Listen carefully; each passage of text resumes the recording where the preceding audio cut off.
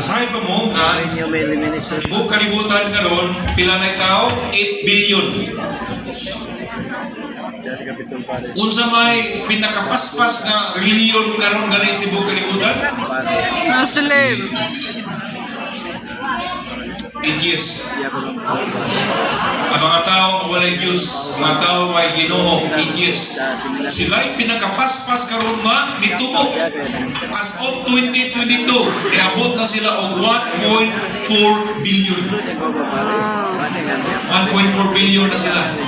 Yeah, it's increasing everywhere and every year. Mori ang top 10 ng mga nasod nga kamay na lang nanoo o Ginoo.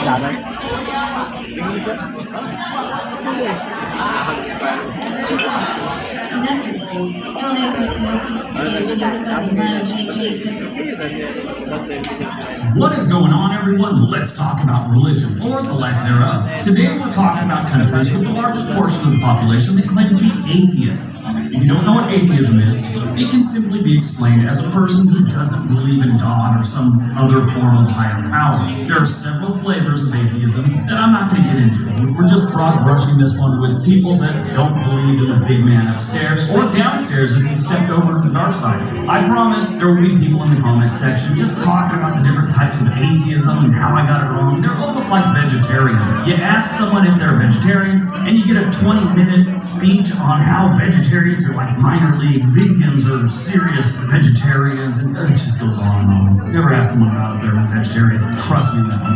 We're going to keep this one simple and look at a worldwide study that was done a few years back. And this will be asked, so I'm going to put out there, just so you know. In the survey, 43% of Americans fall into the atheist crowd. All right, let's take a look and see what countries are losing their religion. Number 25, Iceland. We start off this list with this Nordic island nation filled with geysers, volcanoes, hot springs, and lava fields, and not much religion. 54% of the population say they are atheists. Now, the believers on this island nation, 95% of them are Christian and 0.2% are Muslims. Those are the two main ones there. Back in the day, they believed in Viking gods. 24, France. Even though France has some amazing cathedrals and churches, not everyone's on board with the whole religion thing here. 55% of the French people claim they are atheists. Of the people that do believe, 63% are Christian and 7.5% are Muslim. 23, Slovenia. You know, I don't know much about Slovenia. One thing I do know is they don't get on the religion train too much. 59% of the population claim to be atheists. Of the believers, 78.4% are Christian, 3.6% are Muslim. You know, for this area, I really thought they'd have a higher Muslim population. Who knows? 22, Austria. Austria, much like Germany, they don't get into the religion thing too much. You'll see Germany later on this list. 59% of the Austrian residents claim to be atheists. Of the believers, 80.4% are Christian and 5.4% are Muslim. You know, that one kind of surprised me there. I didn't think they'd have as many Muslims there, but here you have it. 21, Ireland. Blown away at this one. I mean, I come from a family that's part Norwegian, part Irish. My grandmother, my great-grandmother, my aunts, everyone, they were very religious. I just always thought this was a very religious country. And here they are, almost cracking the top 20 of atheist places. 60% of Ireland's population claim to be atheist. Of the believers, 62% are Christian, 1.1% are Muslim. And by the way, I'm only including the top 2 religions in any country, or we'd be here all week, just so you know. Number 20, Israel. Again, mind blown. This is a Jewish state. How are a bunch of people here not into religion? Now, on this one, I had to dig a little deeper because I was really blown away on this one. The study I found said 61% of Israel's population is atheist. And I got a little deeper, and there was an Israeli newspaper called Haaretz, or it's H-A-A-R-E-T-Z. I think that's how you call it. Anyway, they came up with 65% of Israel is atheist. So not too far from the study I got most of the information from. But of the believers, as you can imagine, 75.6% are Jewish, 18.6% are Muslims, and 2% are Christian. 19, Latvia. Now, I don't know a whole bunch about Latvia. My son was actually stationed there for about a year when he was in the military. But I'll tell you one thing I do know, 62% don't believe in the man upstairs. Of the believers, 55.8% are Christian, 1.5% are Muslim. 18, Finland. Now you're going to start seeing a lot from this part of the world. They're just not into religion like you might think they would be. 62% of Finland's population claim they are atheists. Of the believers, 81.6% are Christian and less than 1% are Muslim. They just really don't go for it. I imagine they're just too busy trying to stay warm. 17, Canada, or as I like to call it, the land of Doug. For some reason, I know like 6 Canadians all named Doug. I'm not sure what the deal is with naming your sons Doug in Canada is, but it seems to be a thing. I mean, other than the right side of the country, when you got Quebec and Montreal, they go with like Jean-Pierre and stuff like that. But 63% of Dougs consider themselves atheists. Of the believers, 69% are Christian, 2.1% are Muslim. I'm a little shocked there. I really thought they'd have a higher Muslim population, but it's only 2.1%. 16, Spain. This is another one that kind of shocked me. Spain has amazingly beautiful churches and cathedrals, and here they are. 63% of their population claim to be atheists. But of those people that believe, 78.6% are Christian, 2.1% are Muslim. Number 15, Azerbaijan. This is another country that I don't know a ton about, but I do know they're not into religion. 64% of the Azerbaijan people do not believe in the man upstairs. But of the ones that do, 96.9% are Muslim and 3% are Christian. A little bit switcheroo there compared to what we've had already. 14, South Korea. I'm not too shocked on this one. A lot of Asian countries really aren't into the whole religion thing. 5 of the top 15 are Asian countries on this list. 65% of South Korea's population say they are atheists. Of the believers, 29.4% are Christian and 22.9% are Buddhist. 13, Hong Kong. You know, I'm over 50. There was a cartoon back in the 70s called Hong Kong Phooey. Every time I say the word Hong Kong, I want to say Phooey at the end of it. I mean, totally racist cartoon, but we didn't know that back in the 70s. I just looked it up and it was a big part of my life. I've always remembered it, and they only did like 16 episodes and then some other smaller half episodes. It only lasts like 2 years or something. Anyway, we're talking about religion in this video, not Hanna-Barbera cartoons. And in Hong Kong, 66% of the population say they are atheists. Now, I'll give you 3 on this one. 14.3% of the believers say they're Christian. 13.2% are Buddhist. Now, here's a different one. 12.8% follow what is known as folk religion. If you don't know what folk religion, it's kind of an ethnic, regional religion or customs that fall under the umbrella of religion, but outside the official doctrine or practice of any other regular religion. That's kind of the definition they give you. Number 12, Germany. Germany's another one I'm a little surprised on. I mean, most of Europe has deep roots in various religions. And yeah, things change over time, but it usually takes generation after generation after generation to really get away from a religion. And Germany seems to be a place that's cutting a few of those generations out of the equation. 66% of the German population claim they're atheists. Of the believers, 68.7% believe in Christianity, while 5.8% say they are Muslim. 11, Vietnam. Yeah, another Asian country. They're really not into religion. Now, they do have a good portion of the population that's into folk religion, but 67% say they are atheists. Folk religion, 43.5%, and Buddhist is 16.4%. Number 10, Denmark. Denmark doesn't surprise me at all. I did read a study by their government that says that 80% of the population belongs to the ELC, which stands for the Evangelical Lutheran, but only 10% of them attend services. Now, they're still part of the church, so they'll do things like funerals, weddings, confirmations, baptisms, things like that, but as far as going or really considering themselves that, only 10%. 68% of Denmark's population say they are atheists, with 83.5% making up Christianity, and 4.1% is Muslim. The Muslim population is mostly focused in Copenhagen and some of the other larger cities. Number 9, Norway. Norway is just like Denmark. Over 80% of the believers belong to the ELC, but only about 8% attend services on a weekly basis. And that's the believers. 70% of this country claim they are atheists. But when it does come to Christianity, 84.7% are Christian and 3.7% are Muslim.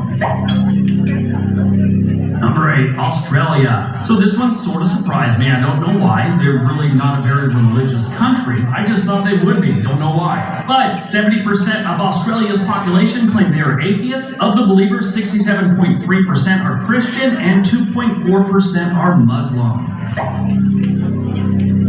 Number 7, Estonia. Estonia is another place that I really don't know too much about. I do love their flag. They got a really cool flag. That black, blue, and white. I don't know. It just looks really cool. They're up there next to Latvia and Russia. They have a lot of atheists in this country, which I'm sure some of them are praying right now. Russia doesn't decide to stop in Ukraine and start in Estonia. But 72% of Estonia's population claim they are atheists. Of the believers, 39.9% are Christian and only 0.2% are Muslim.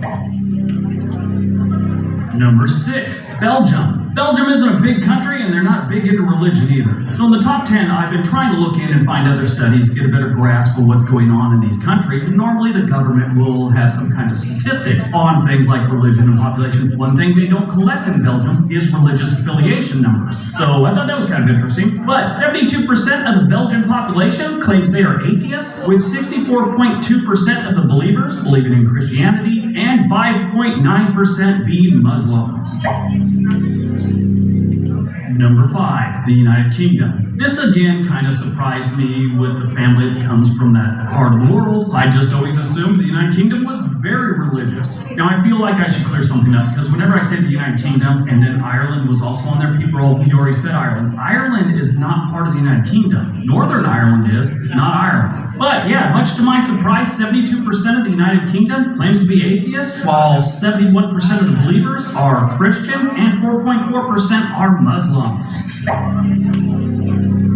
Number 4, the Czech Republic. This is a beautiful country. If you've never visited, definitely go to Prague someday. It's an amazing city with great history, beautiful country. The architecture is just mind-blowing for this place. Anyway, 75% of the Czech Republic say they are atheists. Of the believers, 53.3% are Christian, 2.1% are Buddhist, and then there's a whole bunch that claim to be religious but unaffiliated. That's most of them. In case you're doing the numbers here, that's what the rest are, unaffiliated. Number 3, Sweden. Sweden, just like most of these Scandinavian countries, they're not too big on the man upstairs. I mean, for a long time, this whole part of the world was all into the Norse gods and all that stuff, and then like they really didn't get into anything too big after that. 78% of the Swedish population claim they are atheists, with 67.2% of the believers being Christian, 4.6% being Muslim, and a whole bunch of 1% of everything else. Number 2, Japan. Yes, see, another Asian country. I don't know what it is, but the Asian countries and, a lot of the Scandinavian countries, they're not into religion. Look at Central and South America and you will not find them near the top 25. I read one article where a Japanese man said that the Japanese people believe more in Godzilla and Pokemon than they do any other religion. I thought that was interesting. But 81% of Japan's population claim they are atheists, but of the people that do believe in some sort of religion, 36.2% are Buddhist and 1.6% falling into the Muslim category. Alright, before we get to number 1, don't forget we have another channel called On This Day. There's a link down below. We'd love it if you went over there and subscribed, watched some videos, whatever. Don't forget to give this video a big thumbs up. Alright, on to number 1. And number 1, China. This is an amazing stat. I mean, so many people are atheists in China that it's kind of strange. It's hard to believe that they have this many people and this many don't believe in something. 91% of China's population claim to be atheists. Yes, they've all agreed that they don't believe in this. You can't even get that high a percentage when you're offering free money. Most people are all into free money, but then there's those types of, well, where's this money coming from? Nothing's free, da da da da. But 91% of the people claim that they are atheists in China. Mind-blowing. But of the believers, 52.2% are Buddhists and 18.2% are folk religion. Alright, so that's today's video. Now, one thing I did find interesting, some of the countries with the lowest So Katagaan mo? Muto ko gani. Tagaan mo number 1, China. Pero nakora ng 5 years, China na ta.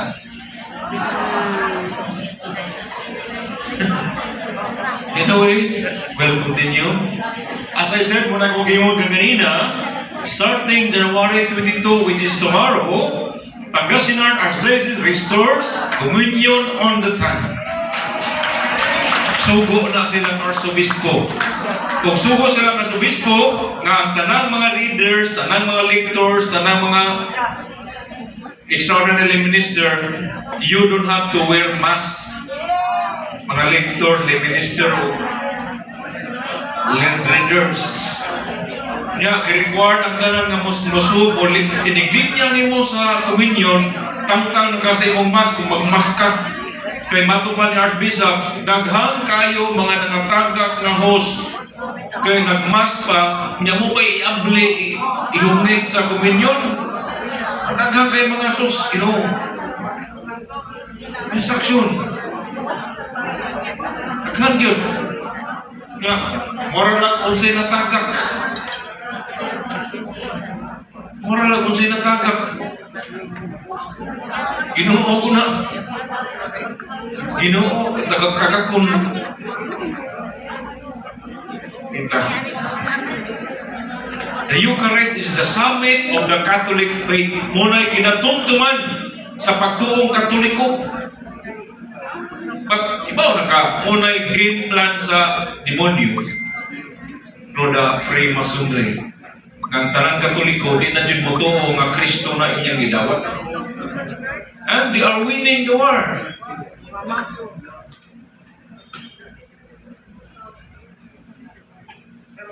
Kung pa si Archbishop Socrates Biligas dere, inyong bishop, I hope yung mo sa pananaw ng mga kauban ng mga obispo. They will also do what you're doing, di kay kamura niya.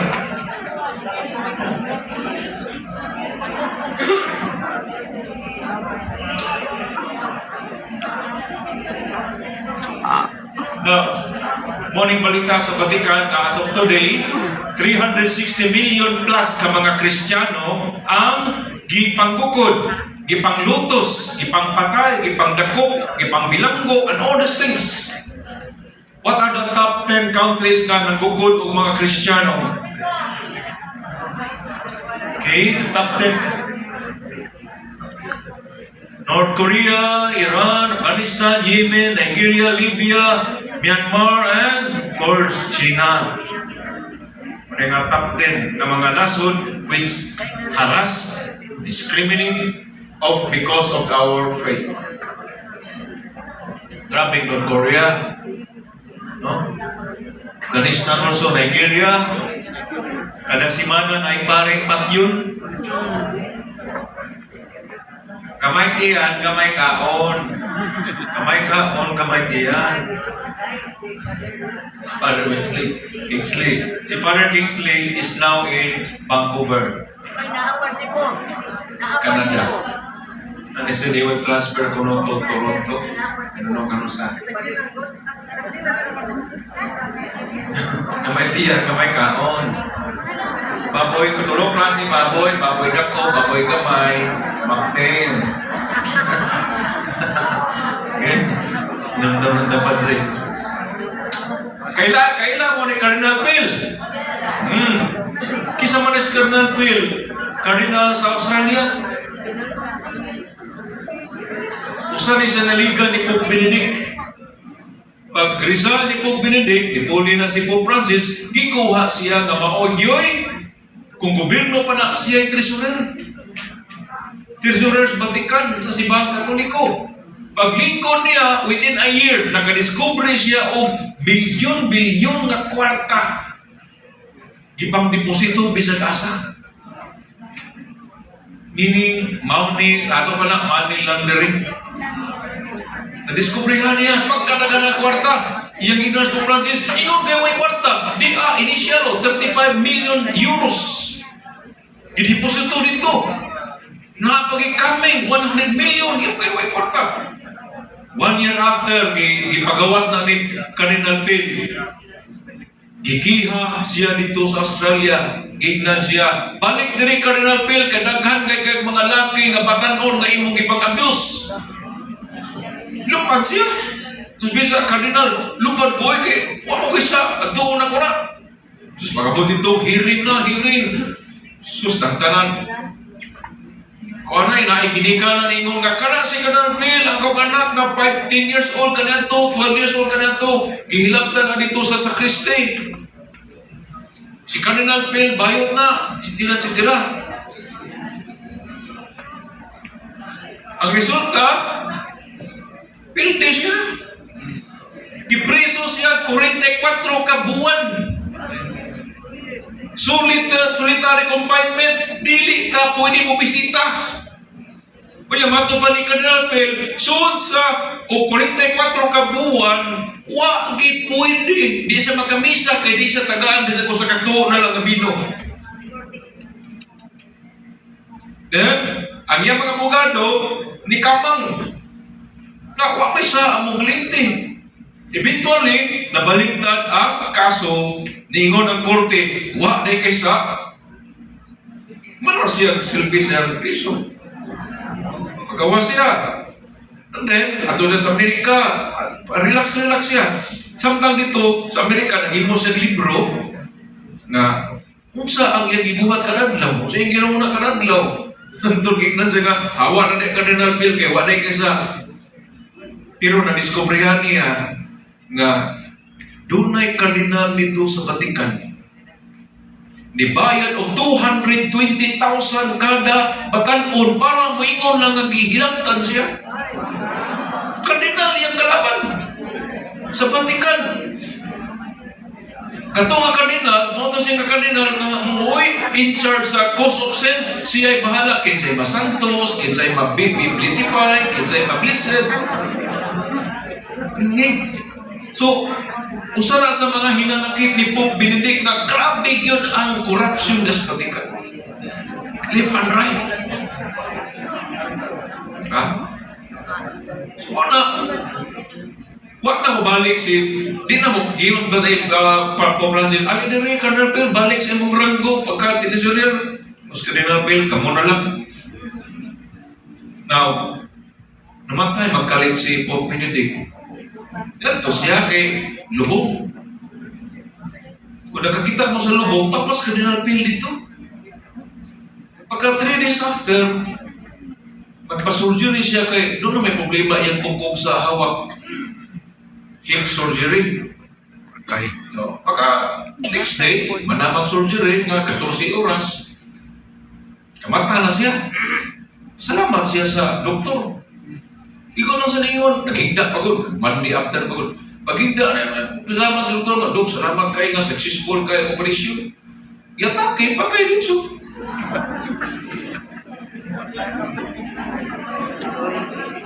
Ha? Grabe ang demonyo. Ha? Injection na, siguro ito, modern na.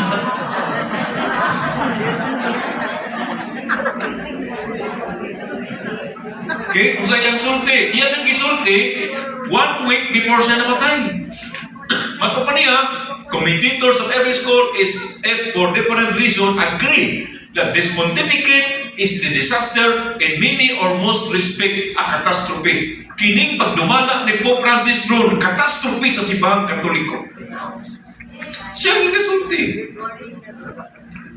Na, di na ni mao ang dagan sa simbahan. Then he said, after Vatican II, human sa Vatican II in 1968, Catholic authorities underestimate the hostile power of secularization. The world, the flesh, and the devil we are weaker today than 50 years ago. Example given, the decline of the number of believers. Kamay na manimba. Okay? The frequency of mass attendance. Gamay na po manimba, gamay na magampo, gamay na nangansing. Kita, we are the only Catholic country in Asia. Pila naman ka porsyento ang mga nimba? 16% naman. Pero pagtanaw sa pare nga puno ang simbahan, lipay na siya. Yang simbahan, capacity ng simbahan, 400 na. Yung kuduna sa upat kamisa, duha sa buntag, duha sa hapon, pila naman na, 1,600. Yung pila may katoliko sa iyang parokya, 26,000. Kamay na kayo. Nagkontento na siya, nga napuno iyang simbahan. Yung pangutana, quality ba ito nanimba?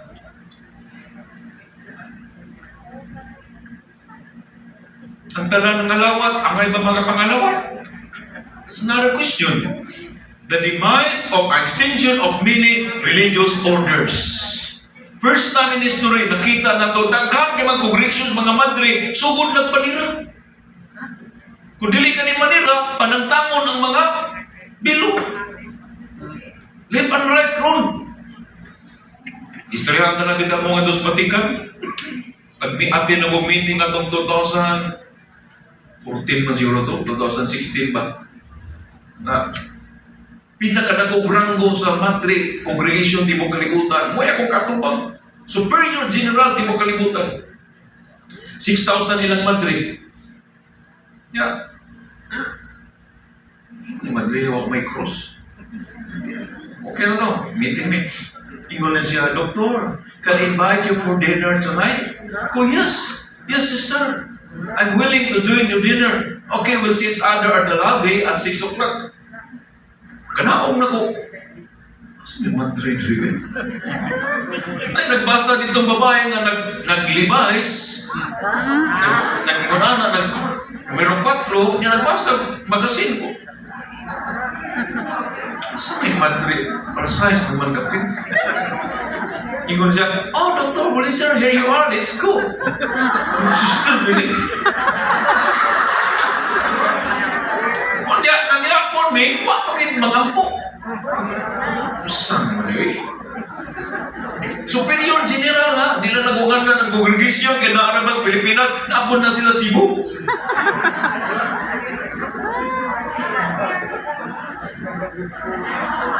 Naapoy laing congregation nga matupas Madrid.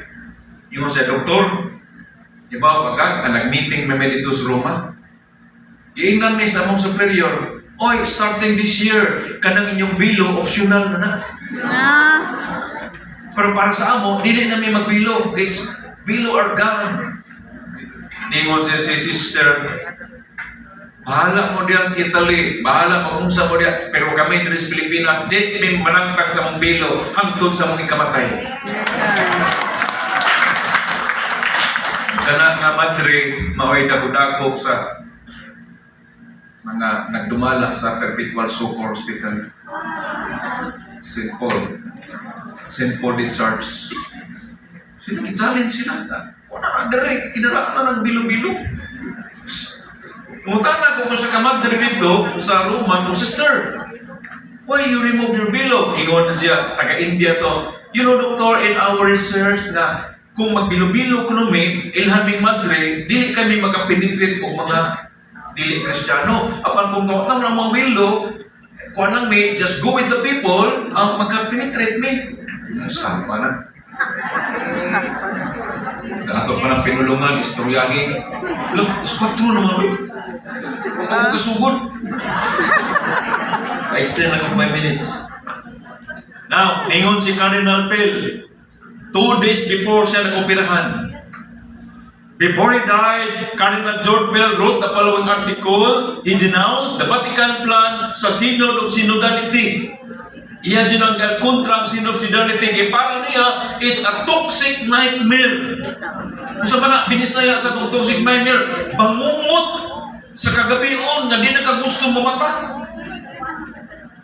Not only it's coached in new Marxism jargon, but it's hostile to the apostolic tradition. Ipadaplin ang divine judgment, ipadaplin ang heaven, ipadaplin ang hell. Synodality.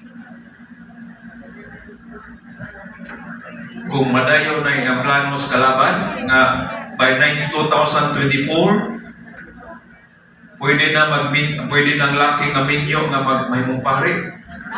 Pwede na babae mapare.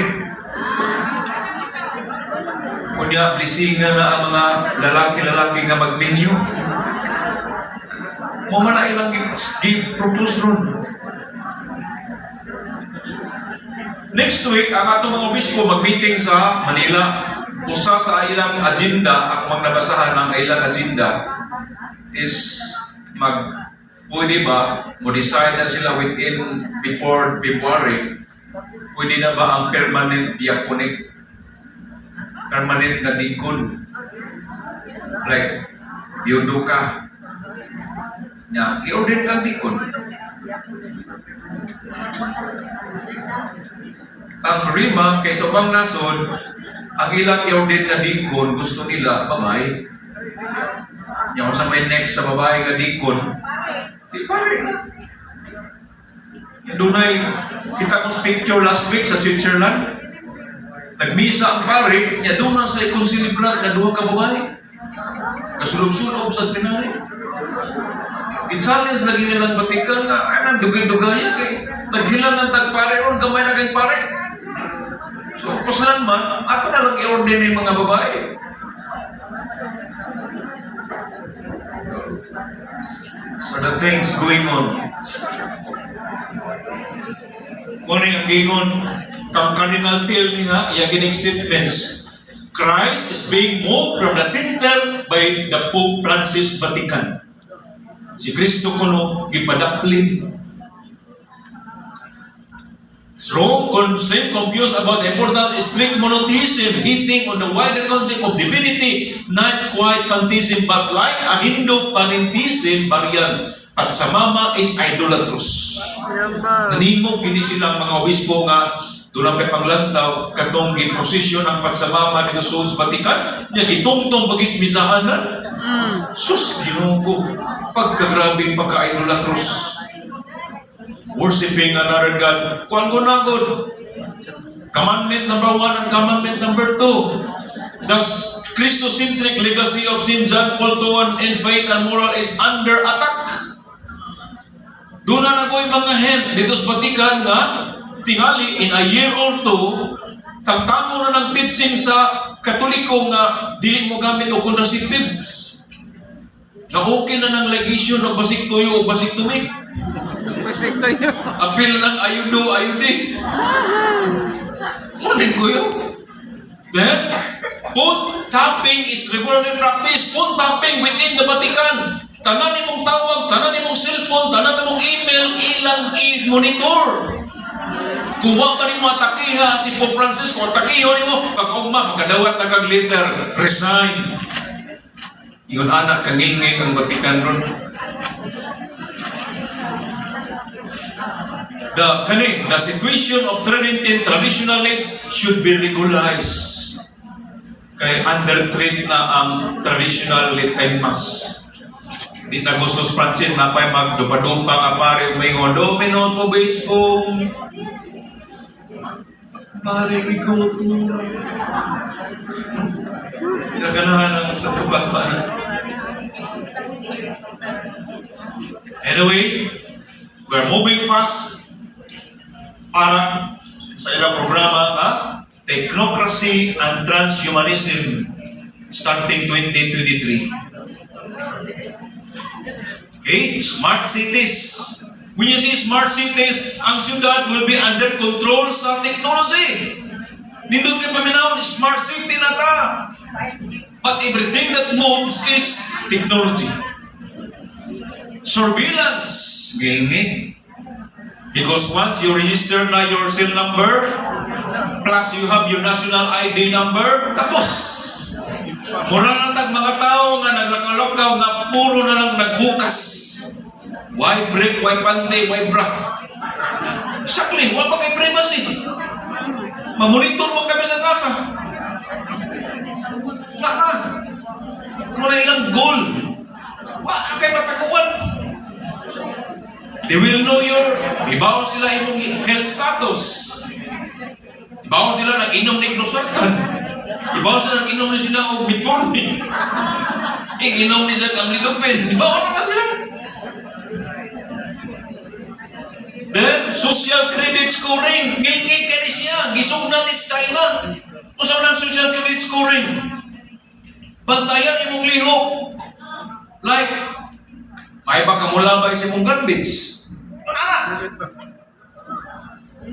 Di ba kapatakag larga-larga bisag asa? Kaya kung di maayo imong social credit scoring, di juga kabiya sa inyong bahay. Lockdown ka. Muna gi-impose sa China. Yan nakita sa global aspect nga, perfect ang China. Perfect model. Muna itong sundon. Sama sa lockdown, surveillance, quarantinas, PCR. China, biya na naging kantanan. Part na kung sila sa game plan. Universal ID system. Universal, kanang atong ID, national ID, dili na tayo sa Pilipinas, global na. Inigawas ni mo sa laing lugar, wala na yung passport ka passport. Imo na ng ID, kay global ID na na. And the last is vaccine passport. Nganong ilang i-prepare ang vaccine passport? Ipamugos nila na sugod ron tuiga, kay inigsud sa worst na virus next year. Pareha ko na itong ilang gihimo sa mga baka dito sa Amerika, Europe, Australia. Ipasud nila ang foot and mouth disease. Namatay mga baka. Kalit lang nga magpapuwa, bakbas baka. Ya, di na mo ngaon, di na mo barong. So, kung sa himo nila, experiment naman to, di pamutangan og microchip ang tanang baka. Para mamonitor, ako sa katakilid na, ako sa gilanta na, ako sa gabapuwa na. Perfect ilang experimentation. Karon, why baka dito sa gawas nga why microchip? And this is what they're doing to do. Kay basig laan na po kung sakit mo suod, mamonitor nila na one by one. Muna yung purpose sa vaccine passport. Ipamugos, bago lang sila ng istorya, 3 days ago lang dito sa Davos of Children. Pugos nila ang vaccine passport. To everybody.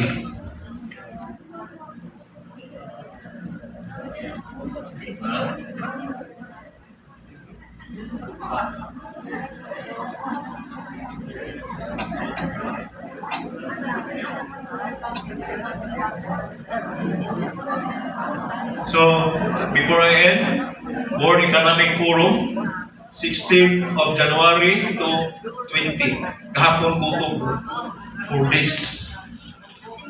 Nag-meeting, ipag-invite ang mga world leaders, mga ekonomista, mga top na businessmen. Sabi lang iskutan,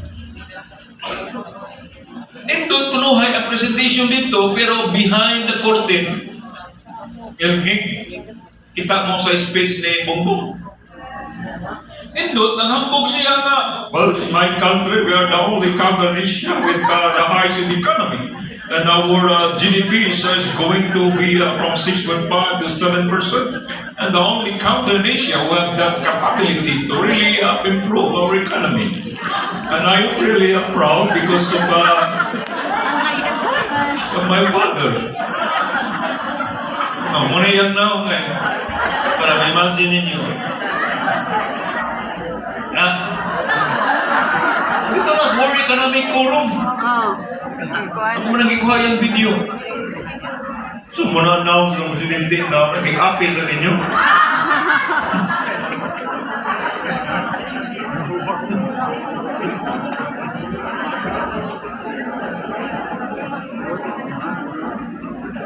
Lagi tadi.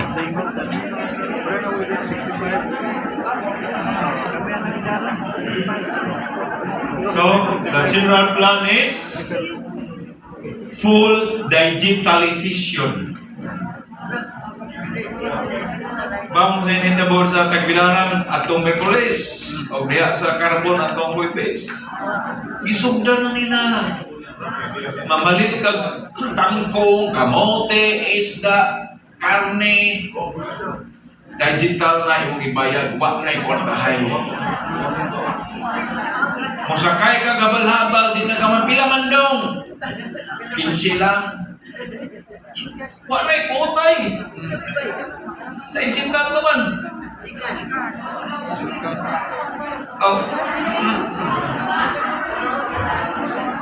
Morning gitawag o online banking and e-commerce shopping.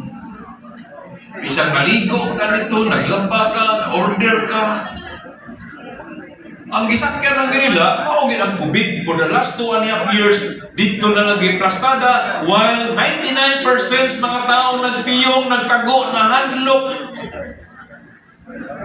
Drama naman ko ng COVID. Bakit sa gutom ingon na hindi na tinuod?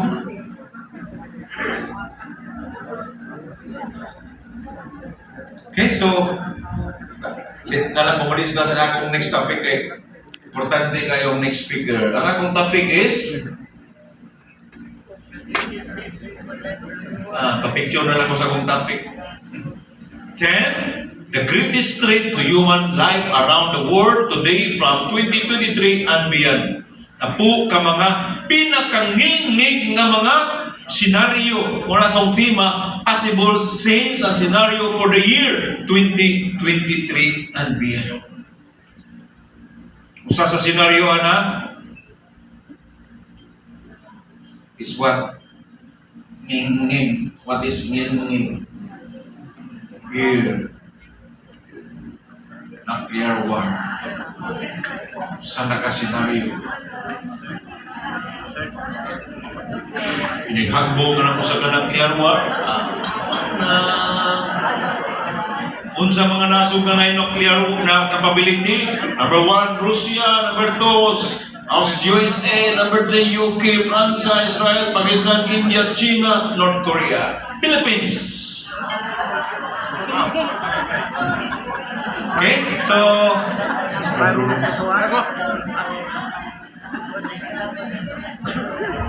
patukin sila. So I'll give na microphone to our next speaker para hinay-hinay iyang ipasabot o